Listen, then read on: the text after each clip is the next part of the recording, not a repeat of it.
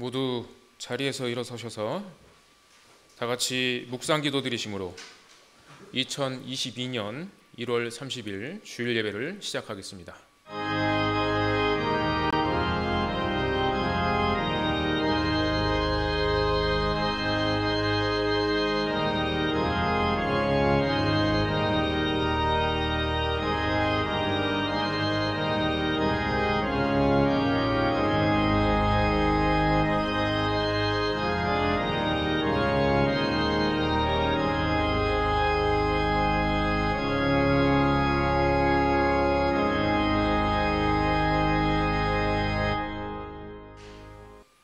개회 찬송 부르시겠습니다. 찬송가 8장입니다.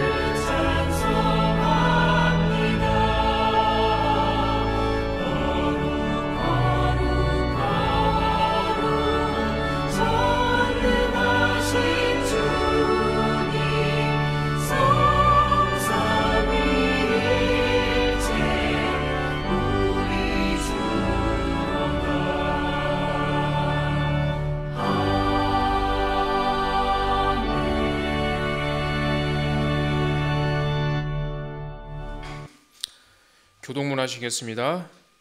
교동문은 75번입니다. 마태복음 6장. 그러므로 내가 너희에게 이르노니 목숨을 위하여 무엇을 먹을까, 무엇을 마실까, 몸을 위하여 무엇을 입을까 염려하지 말라.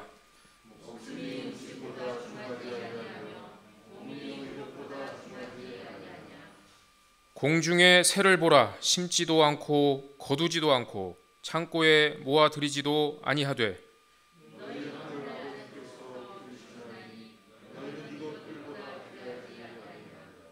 너희 중에 누가 염려함으로 그 키를 한 자라도 더할 수 있겠느냐? 들의 백합화가 어떻게 자라는가 생각하여 보라. 그러므로 염려하여 이르기를 무엇을 먹을까, 무엇을 마실까, 무엇을 입을까 하지 말라.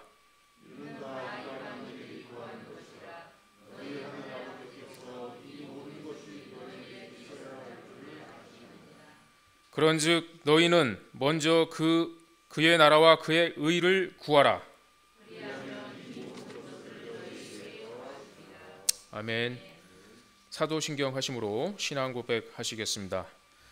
전능하사 천지를 만드신 하나님 아버지를 내가 믿사오며 그 외아들 우리 주 예수 그리스도를 믿사오니 이는 성령으로 잉태하사 동정녀 마리아에게 나시고 본디오 빌라도에게 고난을 받으사 십자가에 못 박혀 죽으시고 장사한 지 사흘 만에 죽은 자 가운데서 다시 살아나시며 하늘에 오르사 전능하신 하나님 우편에 앉아 계시다가 저리로서 산자와 죽은 자를 심판하러 오시리라. 성령을 믿사오며 거룩한 공회와 성도가 서로 교통하는 것과 죄를 사하여 주시는 것과 몸이 다시 사는 것과 영원히 사는 것을 믿사옵나이다. 아멘. 다 함께 자리에 앉으셔서 찬송가 368장을 부르시겠습니다.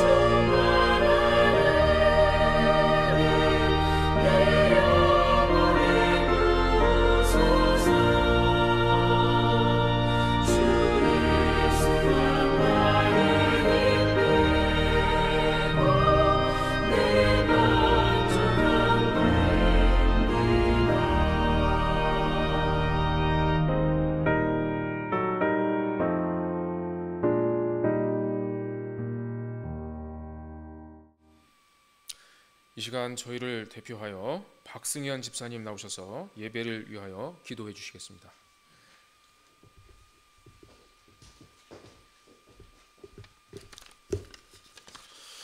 다 함께 기도하시겠습니다.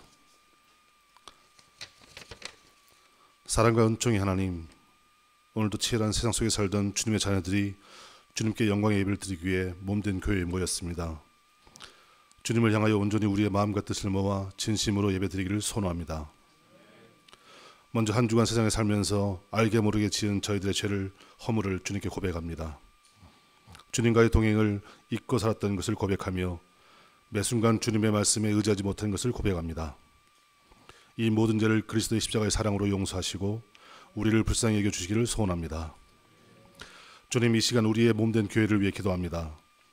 날마다 주의 말씀을 묵상하고 깨달으며 깨달은 주의 진리와 은총을 세상에 알리는 교회가 되게 하여 주옵소서. 먼저 낮아지게 하시고 사랑으로 하나 되게 하시며 교회의 성장보다 물질적 풍요보다 주님의 말씀이 살아있고 말씀을 실천하는 교회로 나아가기를 소원합니다. 주님, 지금도 이름도 없이 열방에 흩어져 주님의 복음을 전파하는 선교사님들을 위해서 기도합니다. 복음을 들고 산을 넘는 자들의 발걸음이 아름답다고 하신 주님, 너무나 큰 어려움과 고통 속에서도 오직 복음을 위해 애쓰는 그들의 모습을 기억하여 주옵소서. 또한 그들의 필요를 채워주시옵소서. 주님, 오늘 특별히 한인 동포들과 우리의 한인 2세 자녀들을 위해서 기도합니다. 분열과 갈등이 아닌 하나됨과 평화가 넘쳐나게 하시고 우리의 후손들에게 값진 총명과 지혜를 주시어 이 사회와 세상에 필요한 존재들이 되게 하시며 그리스도의 위대한 제자들로 성장케 하여 주시옵소서. 주님, 이 시간 말씀을 전하실 이랑기 목사님 위해서 기도합니다. 목사님을 통해 말씀을 대언하실 때에 말씀을 통하여 우리에게 진리를 깨닫게 하시며 위로가 필요한 자들에게 위로를, 새롭고 분명한 비전이 필요한 자들에게 그 말씀 속에서 답이 있게 하여 주옵소서. 목사님께 영육간의 강건함을 허락하사 그의 교회와 선교에 대한 열정이 늘 뜨겁기를 소원합니다. 이 예배를 기뻐 받아주시고 주님께는 영광이요 우리에겐 참 기쁨이 되게 하여 주옵소서. 이 모든 말씀을 그리스도 예수 이름으로 감사하며 기도드립니다. 아멘.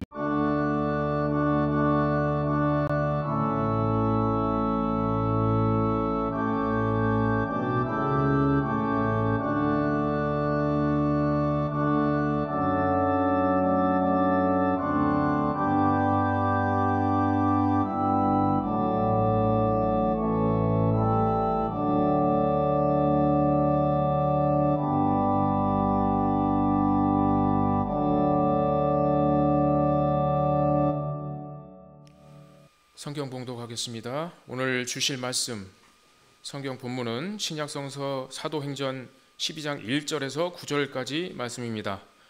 강소희 성도님 나오셔서 대표로 봉독해 주시겠습니다. 성경 봉독 후에 목사님 나오셔서 고난 중에서도 확장되는 복음이라는 제목으로 귀한 말씀 전해 주실 때 많은 은혜 받으시기 바랍니다.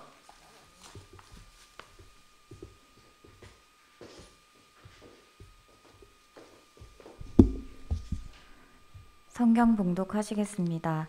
그때 헤롯 왕이 손을 들어 교회 중에서 몇 사람을 해하려 하여 요한의 형제 야고보를 칼로 죽이니 유대인들이 이 일을 기뻐하는 것을 보고 베드로도 잡으려 할세 때는 무교절 기간이라 잡음에 옥에 가두어 군인 넷씩 네 패에 맡겨 지키고 유월절 후에 백성 앞에 끌어내고자 하더라. 이에 베드로는 옥에 갇혔고 교회는 그를 위하여 간절히 하나님께 기도하더라. 헤롯이 잡아내려고 하는 그 전날 밤에 베드로가 두 군인 틈에서 두 쇠사슬에 매여 누워 자는데 파수꾼들이 문 밖에서 옥을 지키더니 호련히 주의 사자가 나타나매 옥중에 광채가 빛나며 또 베드로의 옆구리를 쳐 깨워 이르되 급히 일어나라 하니 쇠사슬이 그 손에서 벗어지더라. 천사가 이르되 띠를 띠고 신을 신으라 하거늘 베드로가 그대로 하니 천사가 또 이르되 겉옷을 입고 따라오라 한데 베드로가 나와서 따라갈새 천사가 하는 것이 생시인 줄 알지 못하고 환상을 보는가 하니라. 아멘.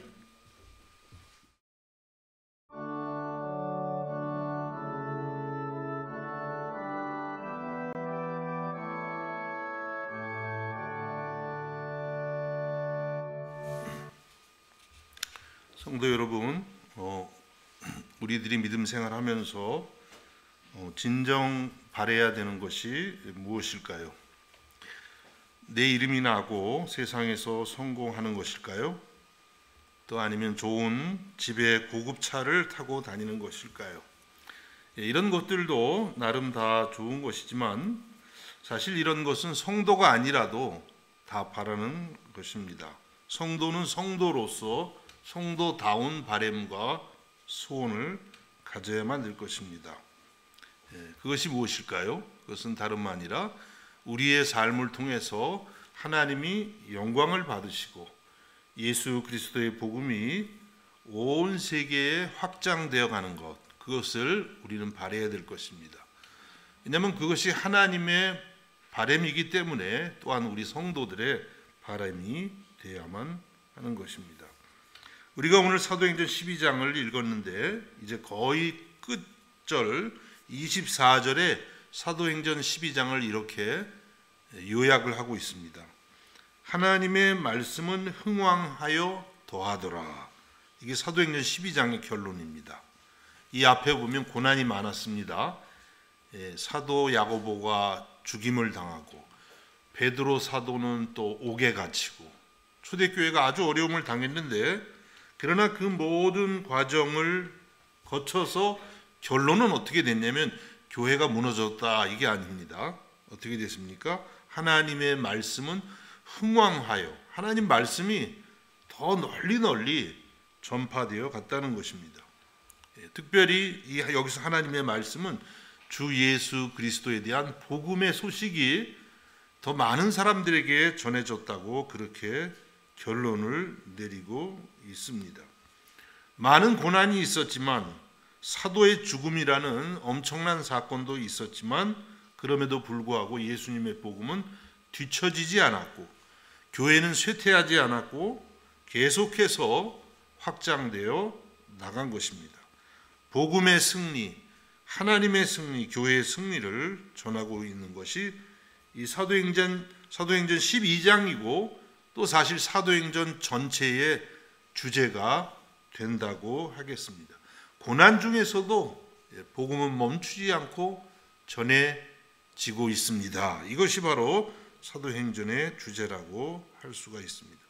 오늘은 말씀을 이 12장 전체를 좀 대략적으로나마 차례차례 이렇게 말씀을 드리려고 합니다. 먼저 오늘 본문 1절과 2절에 이렇게 말씀합니다. 그때에 헤롯 왕이 손을 들어 교회 중에서 몇 사람을 해하려 하여 요한의 형제 야고보를 칼로 죽이니. 헤롯 왕이 있었습니다. 이 헤롯 왕은 예수님 태어나실 때 그 헤롯 왕은 아닙니다. 예수님 태어나실 때 그 헤롯 왕은 보통 헤롯 대왕 이렇게도 말을 하고, 오늘 여기 본문에 나오는 헤롯은 그 헤롯 대왕의 손자 헤롯 아그리빠 1세 이렇게 말을 하는데요. 이 사람이 요한의 교회 중에서 몇 사람을 지금 해치려고 합니다. 그런데 그 중에 요한의 형제 야고보를 칼로 죽였다고 그렇게 시작을 하고 있습니다. 그때가 중요하죠. 그때가 어느 때입니까? 그때에는 교회가 지금 막 부흥할 때입니다. 그래서 우리가 지난주에 보았지만 사도행전 11장에 보면 이방의 첫 교회, 어느 교회입니까? 전 세계적으로 참 이름이 많죠. 안디옥 교회가 세워졌어요. 얼마나 복음이 참 능력 있게 전해졌는지 모릅니다. 안디옥 교회가 이렇게 세워지고 이제 그리스도의 복음이 세계를 향해서 막 나아가는 그때, 복음이 전해지고 교회가 부흥하는 그때에 이렇게 정치적인 권력으로부터 교회에 대한 박해가 오는 것을 볼 수가 있는 것입니다.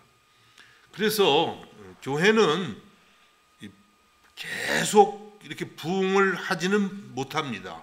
부흥하다 보면 한 번씩 이렇게 어려운 일들이 닥치고 또 그걸 통해서 우리가 연단이 되고, 그러고 나면 더 부흥하고, 또 한참 가다가 다시 또 박해가 오는 그런 역사를 우리 기독교회는 늘 경험하고 있습니다. 그래서 예수님의 12제자 중에 하나인 이 야고보가 예수님을 위해서 첫 번째 순교자가 되었다는 기록을 전해주고 있죠. 인간적으로 생각하면 참 안 된 일이죠. 사도 야고보가 다른 사도들은 아직까지도 괜찮은데 제일 먼저 주님의 이름 때문에 순교하는 그러한 내용이 나와 있습니다. 인간적으로 생각하면 좀 불쌍해 보일 수도 있지만 사실 신앙으로 생각하고 또 하나님 나라의 관점에서 보면 불쌍한 사람은 결코 아니죠. 오히려 부러워해야 될 사람이죠. 야고보가 주를 위해서 이렇게 제일 먼저 생명을 드렸기 때문에 하나님 나라에서 얼마나 큰 상이 있을 것인가, 그런 면을 보는 것이 신앙이라고 하겠습니다. 그래서 오늘 말씀에서 야고보 사도가 죽임을 당한 데에 대해서 뭐 특별한 이야기가 덧붙여지지 않아요. 그냥 야고보를 칼로 죽였다 이러고 끝나요.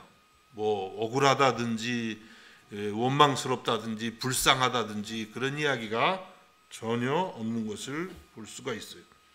초대교회 성도들은 이렇게 주를 위해서 죽임을 당하는 것에 대해서 두려워하지도 않았고 그리고 또 크게 억울해하지도 않았던 것을 볼 수가 있어요.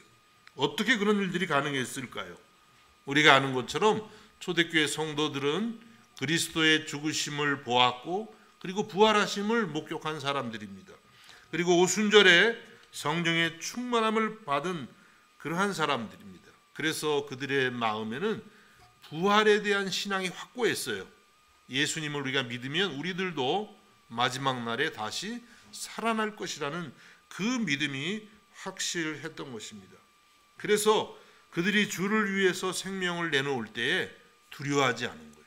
우리에게는 영원한 부활의 생명이 약속되어 있다는 그런 믿음이 있었기 때문인 것입니다. 그래서 우리는 오늘 이 12장을 보면서 우리들도 우리의 믿음 생활 중에 어떠한 고난이 올지라도 그것 때문에 우리가 두려워할 것이 아니라 우리에게는 부활의 생명이 있습니다.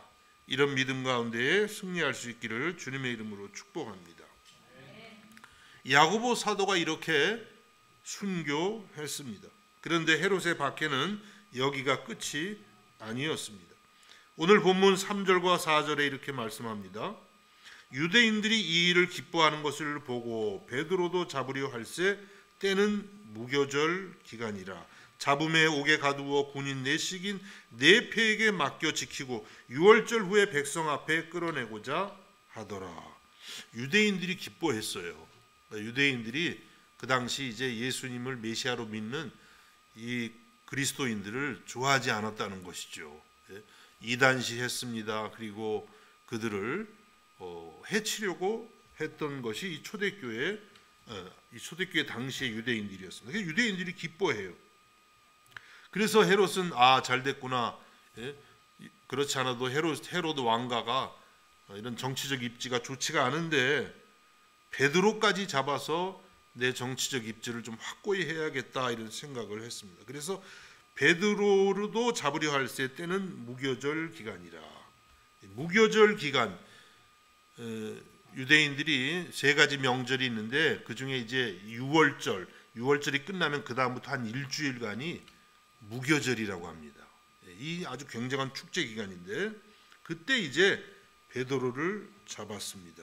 그런데 이 축제 기간에는 사람을 처형하지는 못한대요. 그래서 우선 이제 옥에 가두고 군인들 4명씩 해서 4패가 4그룹이 이렇게 돌아가면서 베드로를 지키고 이 무교절이 다 끝나면 이제 백성들 앞에 베드로를 끌고 나가서 처형하려고 했습니다. 이렇게 해서 베드로까지도 옥에 갇히는 그리고 곧 죽게 된 그런 상황에 초대교회가 어려움을 직면하게 된 것입니다. 우리가 이 말씀을 보면 우리의 믿음이 자랄 때 이런 핍박과 박해도 항상 같이 따라온다는 것을 알 수가 있습니다. 여러분, 베드로와 야고보가 누굽니까? 초대교회에 예수님이 가장 가깝게 늘 데리고 다녔던 세 제자가 있는데 그 사람들이 베드로와 야고보와 요한이에요. 근데 그 중에 2명이 지금 잡힌 거예요. 그러니까 초대교회 지도력이 지금 크게 위협을 받고 있는 것입니다. 이렇게 교회가 성장할 때에, 성도들의 믿음이 자라갈 때에 마귀가 시기를 하고 교회를 시험에 빠뜨리는 것을 보게 됩니다. 그래서 여러분, 우리가 믿음이 자라게 되면 동시에 시험도 함께 올 수 있다는 것을 생각하셔야 돼요. 계속 믿음이 자라고 문제가 없이 그냥 갈 것 같은데 사실은 그렇지가 않다고 하는 거예요. 믿음이 안 자라는 사람은요, 마귀가 시험도 안 합니다. 그냥 놔둬도 마귀의 세력에, 마귀의 나라에 별로 영향을 끼치질 못해요. 저건 내버려둬도 돼. 근데 어떤 사람이 막 은혜 사모하고 은혜 받았어요. 어떤 교회가 막 부흥을 합니다. 성도들이 뭐 그냥 얼마나 열심히 막 지금 주님을 섬기는지, 그러면 거기는 반드시 마귀가 저 그냥 놓으면 안 되겠네 그러고 박해를 가해 온다는 거예요. 그래서 여러분이 믿음 생활할 때 나에게 요즘에 이상하게 시험이 와, 좀 열심히 믿으려고 하는데 어려움이 와, 그럼 어떻게 생각해야겠어요? 좀 신앙생활을 좀 천천히 해야 되겠다, 이렇게 생각하면 될까요? 안 되죠? 내가 지금 믿음이 자라려고 하니까 잘 못 믿게 하려고 마귀가 이런 시험을 하는구나, 반드시 이것을 이겨내야지, 이렇게 여러분이 분별할 수 있기를 주님의 이름으로 축복합니다. 이렇게 초대교회가 부흥할 때에 이런 박해도 같이 오게 된 것입니다. 큰 일이죠. 초대교회의 가장 중요한 두 인물이, 하나는 벌써 죽임을 당하고 한 베드로는 감옥에 갇혔기 때문입니다. 자, 그러면 이때 교회는 과연 어떻게 했을까요? 교회가 어떻게 한 모습을 보면서 우리들도 그들의 모습을 배우기 원하는 것입니다. 사도행전 12장 5절에 이렇게 말씀합니다. 이에 베드로는 옥에 갇혔고 교회는 그를 위하여 간절히 하나님께 기도하더라. 베드로는 옥에 갇혔습니다. 교회는 뭘 했습니까? 그를 위하여, 베드로를 위하여 간절히 하나님께 기도했다고 말씀하고 있습니다. 여러분, 만일에 우리 교회에서 베드로 같은 그런 사람이 옥에 갇혔다, 여러분 뭐 하실래요? 예를 들면 저나 우리 교회 장로님들이나 누가 옥에 갇혔어요. 어떻게 하실래요? 편지 쓰고, 글쎄 힘 있는 분들은 좀 권력을 좀 이용해서 어떤 일을 하시겠어요? 초대교회는 뭘 했냐면 간절히 하나님께 기도했다고 말씀을 하고 있습니다. 베드로를 구하기 위해서 데모한 것도 아니고 어떤 특수 요원을 조직을 해서 테러를 가하려고 한 것도 아니고 돈을 통해서 해결하려고 하지도 않았습니다. 사실 그럴 만한 능력도 초대교회는 없었습니다. 그들이 한 일 한 가지는 하나님께 간절히 기도했다는 거예요. 무슨 기도를 했을까요? 초대교회 성도들이 하나님 풀려나게 해주세요, 그런 기도 했겠죠? 당연히 했겠죠.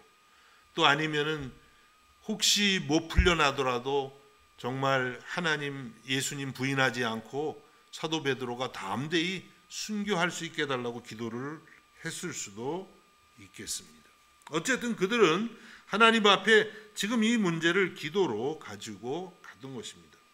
여러분, 그렇습니다. 우리 성도가 어려울 때에 할 수 있는 최선의 일, 그것은 다른 것이 아니라 기도인 줄로 믿습니다. 사도행전을 우리가 처음부터 쭉 살펴보면 이것이 굉장히 강조가 돼요. 초대교회가 어려움이 있을 때마다 그들이 한 일은 단 한 가지였어요. 하나님께 부르짖어 기도하고 그 기도를 통해서 능력을 받고 기도를 통해서 난관을 물리치고 승리하고 나아갔던 것입니다. 오직 기도를 통해서 그들은 모든 문제를 풀어 나간 것입니다. 여러분은 어떤 문제에 지금 직면하고 있습니까? 우리 교회는 지금 어떤 문제가 있나요? 어떻게 해결해야 되겠습니까? 우리는 어떤 문제가 생기면 인간적인 꾀를 내려고 하기도 하고 사람들에게 가서 손을 내밀기도 하고 여러 가지 그런 인간적인 그런 꾀들을 내기가 쉽습니다. 인간적인 그런 노력들도 아주 소용없는 것은 아니겠죠. 필요한 것이겠죠. 그러나 우리 성도가 할 수 있는 최선의 일은 전능하신 우리 하나님 앞에 간절히 기도하는 것인 줄로 믿으시기를 바랍니다. 초대교회 성도들이 그렇게 했고 그리고 기도의 응답을 받게 되었던 것입니다. 특별히 우리는 기도할 때에 내 문제만 가지고 기도하면 안 됩니다. 여러분들 기도하라고 하면 글쎄 나는 뭐 특별히 문제도 없고 시험도 없어서 기도 안 해도 되겠네 이렇게 생각할 수도 있겠죠. 그렇지만 우리는 나만 생각하는 것이 아니라 하나님 나라 전체를 우리는 바라봐야 됩니다. 내 가정의 문제, 아직 예수님 믿지 않는 사람들, 우리 교회의 어떤 어려움들, 그리고 하나님의 나라가 지금 전 세계 속에서 어떻게 진행되고 있는가, 선교사님들을 위해서 복음이 계속해서 확장할 수 있도록 우리는 끊임없이 기도해야만 되는 줄로 믿습니다. 이와 같은 기도의 일꾼들, 기도하는 우리 교회가 될 수 있기를 주님의 이름으로 축복합니다. 초대교회는 이렇게 베드로가 옥에 갇혔을 때, 교회가 아주 큰 위기에 처했을 때 하나님 앞에 간절히 기도했습니다. 자, 이렇게 교회가 이제 밖에서 기도하는데 옥에 있었던 베드로는 무엇을 하고 있었을까요? 우리가 오늘 9절까지 보았는데요. 오늘 말씀 6절과 7절에 이렇게 말씀합니다.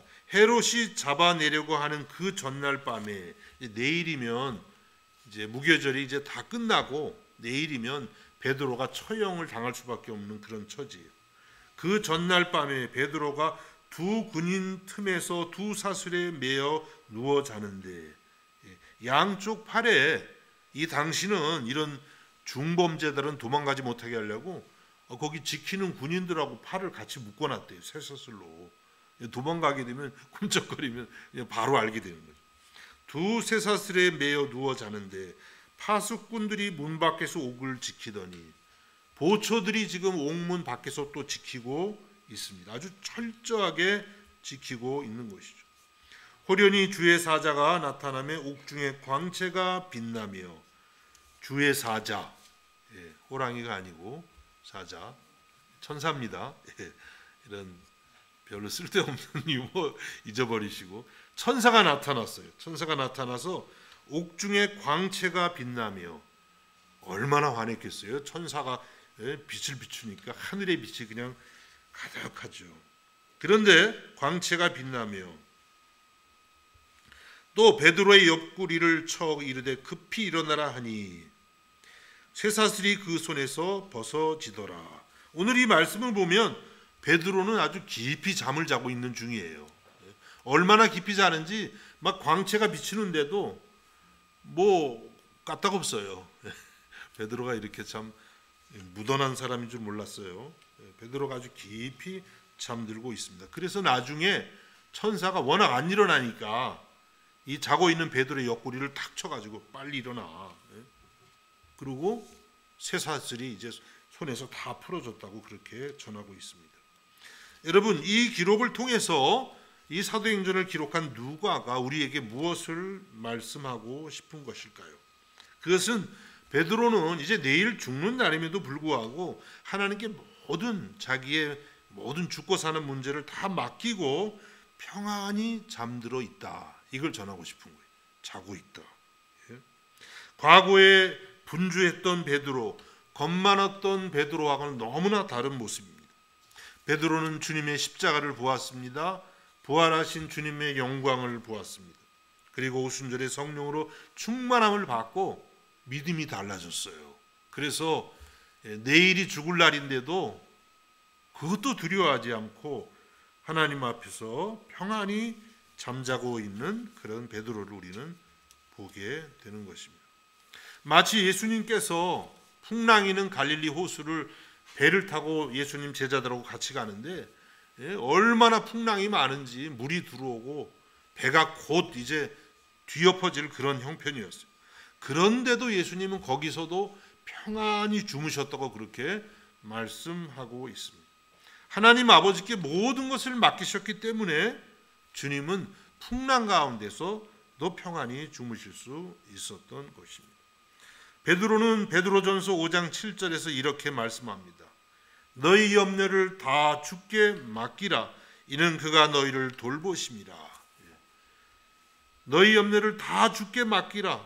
이는 그가 너희를 돌보심이라. 하나님이 돌보시기 때문에 모든 염려를 주님께 맡기라고 그렇게 말씀하고 있는 것이죠. 오늘 이 사도행전의 기록이 그런 것이에요. 내일 당장 죽게 됐는데 문제 없어요. 그냥 다 맡겼어요. 죽든지 살든지. 그리고 주님의 사랑 안에서 평안히 잠들고 있는 베드로를 우리는 보게 되는 것입니다. 여러분, 우리 삶에는 문제가 끊임없이 다가옵니다.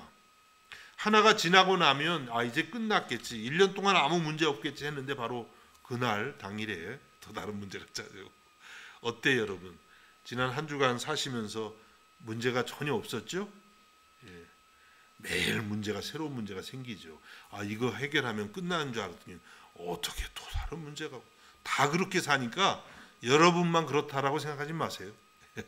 전부 그렇게 삽니다. 문제가 계속 우리에게 다가옵니다.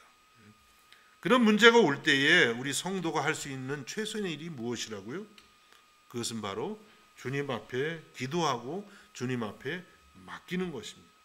내가 염려한다고 해결되는 것도 아니고, 꾀를 쓴다고 되는 것도 아니고, 도와줄 만한 사람을 찾아가는 것도 해결 방법이 결코 될 수가 없습니다. 성도가 언제나 할 수 있는 최선은 하나님께 기도로 맡기는 것인 줄로 믿으시기를 바랍니다. 마태복음 11장 28절 예수님께서 말씀하십니다. 수고하고 무거운 짐진 자들아 다 내게로 오라. 내가 너희를 쉬게 하리라. 저는 이 말씀이 얼마나 좋은지 모르겠어요. 저는 여러분들보다도 짐이 더 많나 봐요. 그래서 이 말씀만 보면요, 얼마나 좋은지 항상 이 말씀 붙들고 기도합니다. 얼마나 많은 인생의 문제들이, 짐들이 제 안에 있는지. 그렇지만 이 말씀 붙들고 주님 앞에 나가서 간구하다 보면 주님께서 주시는 쉼을 경험하게 되는 것입니다. 여러분, 우리 삶에 얼마나 수고스럽고 무거운 짐이 많나요? 죄의 짐, 또 질병의 문제, 내 안에 있는 많은 상처들, 먹고 사는 경제적인 문제, 자녀를 교육하는 문제, 인간관계의 문제, 여러분이 담당하고 있는 여러 가지 사명들, 얼마나 많은 문제가 많은지 몰라요. 그런데 그 문제들에 우리가 휩싸이다 보면 스트레스가 오고, 그것이 또 내 몸을 해치기도 하는 것입니다. 예수님께서는 이 모든 수고하고 무거운 짐을 가지고 다 주님께로 오라고 하셨어요. 그건 뭐냐면 주님께 다 맡기라는 거예요.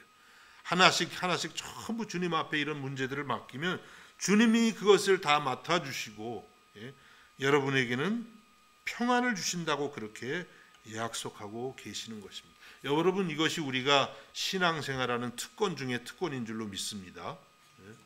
혼자 괜히 다 인생의 무거운 짐 내가 혼자 다 지고 갈래 그러지 마시고, 날마다 예수님 앞에, 예수님 여러분 사랑하십니다. 전능하십니다. 어떤 짐도 다 받아주세요.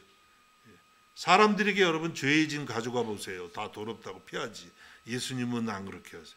주님이 흘리신 보혈로 다 깨끗이 씻어주시고, 내 인생에 정말 그 누구도 해결할 수 없는 그런 문제들 주님 앞에 가지고 가면 주님께서 다 맡아주시고 주님이 해결해 주시는 줄로 믿습니다. 신앙생활이란 이렇게 우리 주님께 모든 문제를 맡기고 주님이 주시는 평안을 누리는 것이에요. 이러한 은혜가 날마다 있기를 주님의 이름으로 축복합니다. 이렇게 베드로는 모든 것을 맡겼어요. 그랬더니 내일 죽는 날인데 너무나 평안해요. 이제 베드로의 손을 묶고 있던 쇠사슬도 다 풀렸습니다. 근데 옆에 있는 군사들은 전혀 몰라요. 어떻게 이런 일이 있죠? 참 하나님이 하시는 일 우리가 상상이 되질 않습니다. 베드로는 이제 옷을 입고 또 띠를 띠고 천사를 따라갑니다. 그런데 오늘 이제 말씀 9절을 보면 베드로가 이게 지금 환상인지 생시인지 알 수가 없어요. 그렇게 따라가는데 이제 보초들도 두 군데를 지납니다. 초소들을. 몰라요. 무사통과. 그리고 마지막에는 밖으로 나가는 철문이 있는데 그 철문까지도 스스로 열리게 되는 거예요. 그리고 나서 천사가 떠납니다. 그때서야 베드로가 이게 꿈이 아니었구나. 이게 현실이었구나. 하나님께서 이 모든 일을 하셨구나. 이것을 깨닫게 되었다고 말씀하고 있습니다. 여러분, 정말 놀라운 일이죠. 어떻게 그렇게 쇠사슬을 군인들하고 묶어 있는데 그게 풀려도 군인들은 모르고, 예? 옥문에 보초가 있고 나가다가 제1초소, 제2초소 아무도 몰라요. 그리고 굳게 잠긴 세 문도 열려요. 다 천사가 한 것이, 하나님께서 한 것이죠. 인간의 모든 상상을 초월하는 그런 일을 하나님이 하신 것이, 불가능을 가능케 하시는 하나님의 역사인 것입니다. 여러분, 오늘 이 말씀을 보면요, 우리가 기도할 때 하나님께서 어떤 방법으로 하실까는 너무 생각할 필요가 없어요. 여러분 기도하실 때도 너무 친절해가지고 하나님 앞에, 하나님 요거는 이런 식으로 응답해 주시고, 예? 이거는 누구를 통해서 이렇게 역사해 주시고, 뭐 이렇게 또 하나님께 응답하는 방법까지 가르쳐 드리시나요? 저는 많이 그렇게 했어요. 예? 하나님이 이런 현실을 잘 모르실 것 같아, 방법을 좀 제시해 드려야지. 그래서 기도를 하기보다는 그 방법을 제시해 드리는데 더 많은 에너지를, 예? 참 이게 믿음이 없는 그런 태도예요. 그럴 필요가 없어요. 뭐 하나님은요, 예? 이런 불가능한 일은 더군다나, 예? 정말 하나님만이 하실 수 있는 그런 방법으로 하시는 거예요. 이거 어떻게 설명을 해요? 설명할 수가 없어요. 어떻게 이 사람들이 몰랐는지. 그래서 여러분, 우리 기도할 때에는 아무 염려할 필요가 없어요. 방법을 하나님께 제시하지는 마세요. 그냥 하나님께 간절한 마음으로 그 기도 제목을 가지고 집중해서 기도할 때 하나님이 듣고 응답하실 줄로 믿습니다. 이제 하나님께서 성도들의 기도에 응답하셨습니다. 베드로는 이제 풀려났고 어디로 가냐면 마가의 집으로 향합니다. 사도행전 12장 12절에 이렇게 말씀합니다. 깨닫고, 예, 깨닫고가 뭘 깨달은 거예요? 아, 이거 정말 하나님께서 나를 이렇게, 예, 풀려나게 하셨구나. 헤롯의 손에서, 또 유대인의 그 시기와 질투에서 나를 이렇게 해방시키셨구나. 이거를 깨달은 거, 하나님이 하셨구나. 그래서 마가라 하는 요한의 어머니 마리아 집에 가니 여러 사람이 거기에 모여 기도하고 있더라. 그 초대교회는 아직도 지금 사도 베드로를 위해서 기도하는 거예요. 한 주간 내 지금 하나님, 우리 베드로 사도가 없으면 우리 교회는 지금 굉장히 위험합니다. 그렇게 이제 하나님 앞에 간절히 기도를 하고 있습니다. 그리고 베드로가 도착을 해서 대문을 두드리니까 로데라는 한 여자아이가, 어린아이가 나옵니다. 근데 들어보니까 베드로 목소리예요. 그 여자아이도 알죠. 베드로의 석방을 위해서 기도했다는 거. 그래서 너무너무 반가운 나머지 베드로에게 문을 열어주는 것을 잊어버리고 사람들에게 막 달려가서 베드로 사도가 나오셨어요. 문 밖에 서 있어요. 막 그러는 거예요. 그때 거기서 기도하던 사람들은 사도행전 12장 15절에 보니까 이렇게 반응합니다. 그들이 말하되 내가 미쳤다 하나. 미쳤다. 아, 지금까지 열심히 기도했는데 나올 리가 없다. 미쳤다.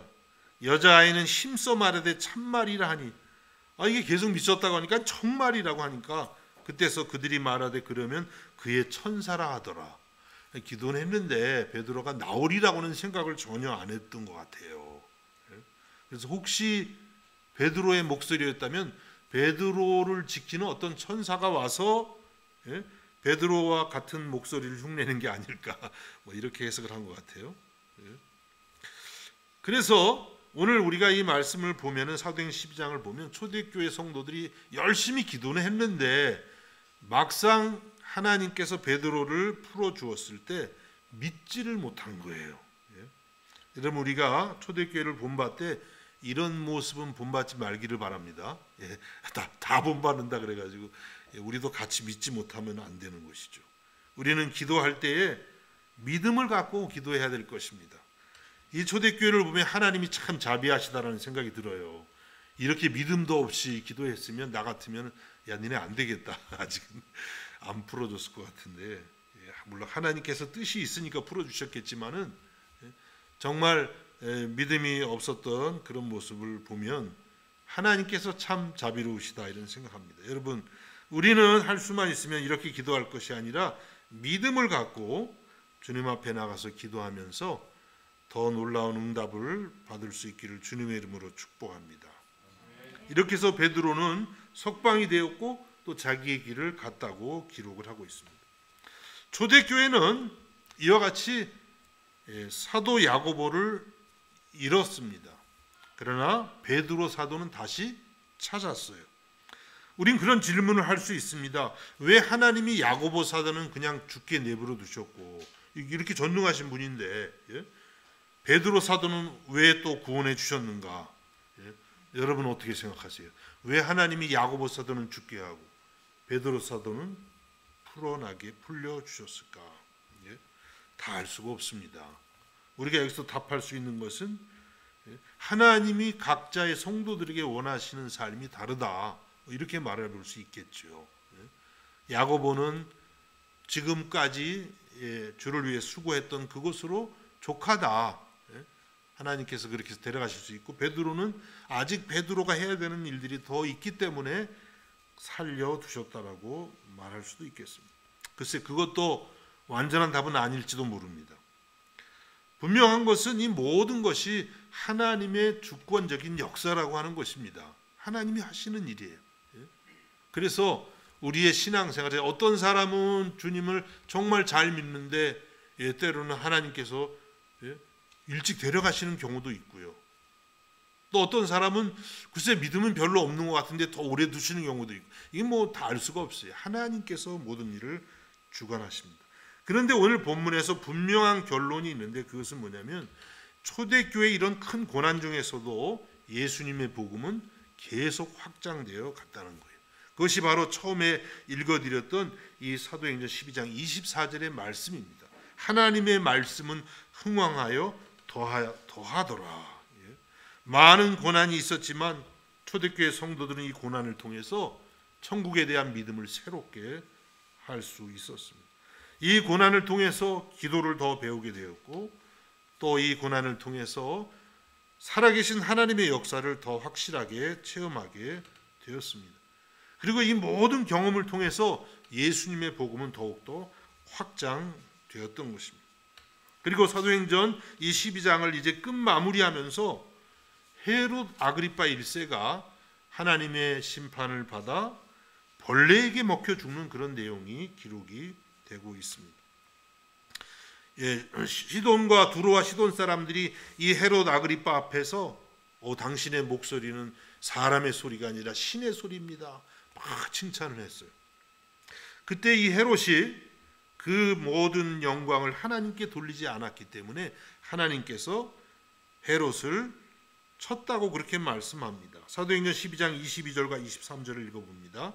백성들이 크게 부르되 이것은 신의 소리요 사람의 소리가 아니라거늘 헤롯이 영광을 하나님께 돌리지 아니하므로 주의 사자가 곧 친히 벌레에게 먹혀 죽으니라.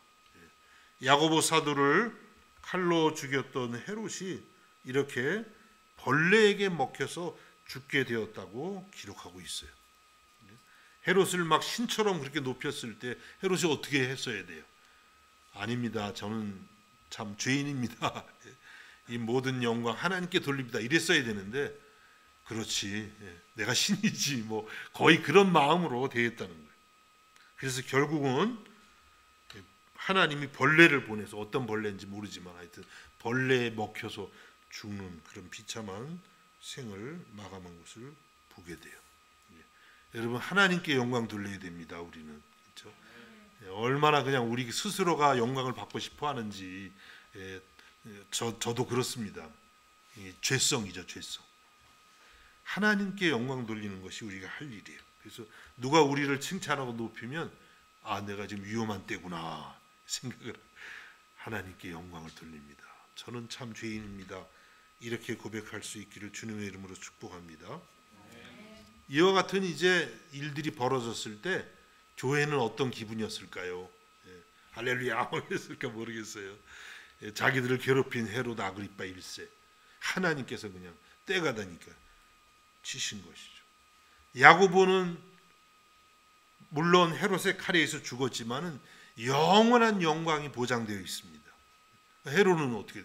헤롯은 죽는 것도 비참하게 죽었지만 그의 영혼은 너무나 비참한 것 아니겠어요? 이 사건을 보면서 교회는 하나님의 살아 역사하심을 경험했을 것입니다. 또 교회 밖에 있었던 사람들도 하나님을 두려워하는 마음이 생겼을 것입니다. 그래서 예수 그리스도의 복음은 더욱더 힘을 얻어서 확장되어 갔던 것입니다. 성도 여러분, 말씀을 맺겠습니다. 하나님을 잘 믿는 성도들에게도 고난은 찾아옵니다. 오늘 사도행전 12장이 그것을 우리에게 말씀하고 있어요. 정말 잘 믿는 교회 공동체였지만 그들도 고난이 있었습니다. 그런데 그렇다고 고난이 우리를 무너뜨리는 것은 결코 아닙니다. 고난이 오는 이유는 기도하라는 것이죠. 그 고난을 인간적인 방법으로 해결하는 것이 아니라 주님 앞에 무릎 꿇고 간절히 기도함으로 이겨나가려고 하는 것입니다. 그리고 그 모든 문제를 전등하신 우리 주님께 맡기라고 하는 뜻이에요. 맡길 때에 주님께서 친히 일하시고 해결하신다고 말씀하고 있습니다. 그리고 이러한 믿음으로 날마다 승리하여 복음을 확장하라고 주님께서 우리에게 말씀하십니다. 날마다 이와 같은 믿음으로 승리하시기를 주님의 이름으로 축복합니다. 기도하겠습니다. 주님 감사합니다. 초대교회가 주님을 뜨겁게 믿었지만 그들에게도 고난이 찾아왔습니다. 오늘 우리의 삶 속에, 우리의 교회 속에 고난이 올 때에 당황하지 않게 해주시고 우리가 더욱더 자라가고 부흥하는 것임을 생각하게 하여 주시며, 이런 모든 문제를 당할 때에 인간적인 그런 방법이 아니라 주님 앞에 간절히 기도함으로 문제를 풀어갈 수 있는 저희가 되게 하여 주시옵소서. 오히려 우리 인생의 고난을 통해서 주님을 더 가까이 알고 복음을 더욱더 확장해 나갈 수 있는 저희가 되게 하여 주옵소서. 예수님의 이름으로 기도하옵나이다. 아멘. 우리 찬송가 364장을 찬송하겠습니다.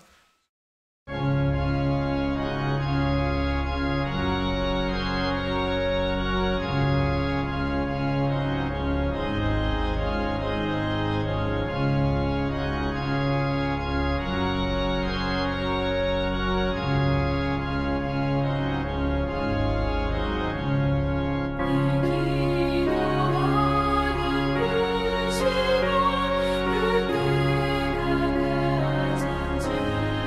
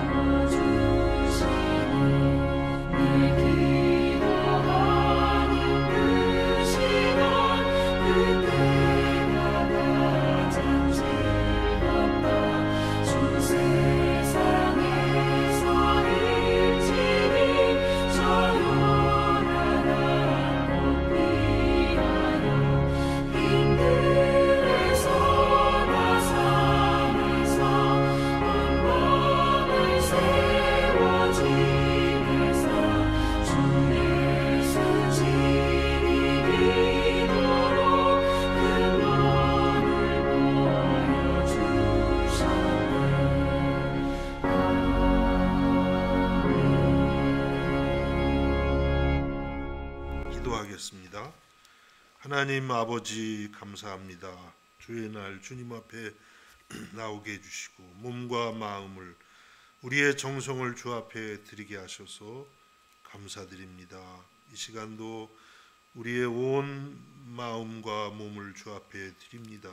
우리를 받아주시고 날마다 주님의 사람들로 우리를 빚어주셔서 주의 나라와 주의 복음을 위해서 날마다 준비되고 날마다 쓰임받게 하옵소서. 드린 모든 손길들을 기억해 주시고 마음의 평안을 주시고 행하는 모든 일마다 주님께 영광되게 하여 주옵소서. 예수님의 이름으로 기도하옵나이다. 아멘. 우리 자리에서 일어나셔서 635장 주기도문을 찬양하겠습니다.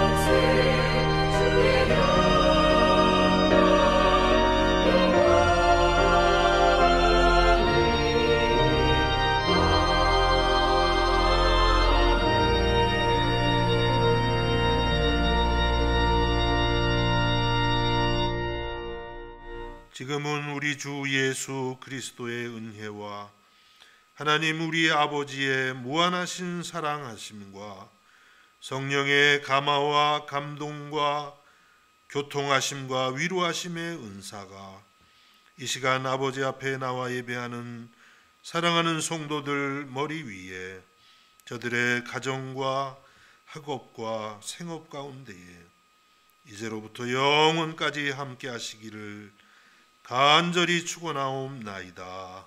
아멘.